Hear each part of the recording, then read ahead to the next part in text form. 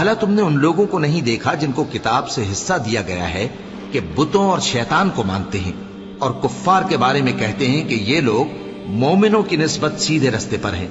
یہی لوگ ہیں جن پر اللہ نے لعنت کی ہے، اور جس پر اللہ لعنت کرے تو تم اس کا کسی کو مددگار نہ پاؤ گے۔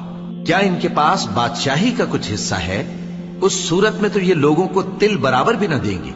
یا جو اللہ نے لوگوں کو اپنے فضل سے دے رکھا ہے اس کا حسد کرتے ہیں۔ تو ہم نے خاندان ابراہیم کو کتاب اور دانائی عطا فرمائی تھی اور سلطنت عظیم بھی بخشی تھی۔ پھر لوگوں میں سے کسی نے تو اس کتاب کو مانا اور کوئی اس سے رکا رہا، تو ان نہ ماننے والوں کے لیے دوزخ کی جلتی ہوئی آگ کافی ہے۔ جن لوگوں نے ہماری آیتوں سے کفر کیا ان کو ہم عنقریب آگ میں داخل کریں گے۔ جب کبھی ان کی کھالیں گل جائیں گی تو ہم ان کو اور کھالیں بدل کر دیں گے تاکہ ہمیشہ عذاب کا مزہ چکھتے رہیں۔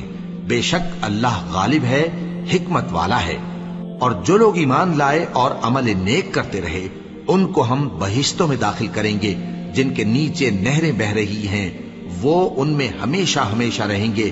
وہاں ان کے لیے پاک بیویاں ہیں اور ان کو ہم گھنے سائے میں داخل کریں گے۔ مسلمانوں، اللہ تم کو حکم دیتا ہے کہ امانت والوں کی امانتیں ان کے حوالے کر دیا کرو، اور جب لوگوں میں فیصلہ کرنے لگو تو انصاف سے فیصلہ کیا کرو۔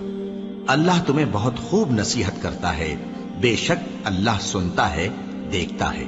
مومنوں، اللہ اور اس کے رسول کی فرما برداری کرو، اور جو تم میں سے صاحب حکومت ہیں ان کی بھی۔ پھر اگر کسی بات میں تم میں اختلاف واقع ہو تو اگر اللہ اور روز آخر پر ایمان رکھتے ہو تو اس میں اللہ اور اس کے رسول کے حکم کی طرف رجوع کرو۔ یہ بہت اچھی بات ہے اور اس کا انجام بھی اچھا ہے۔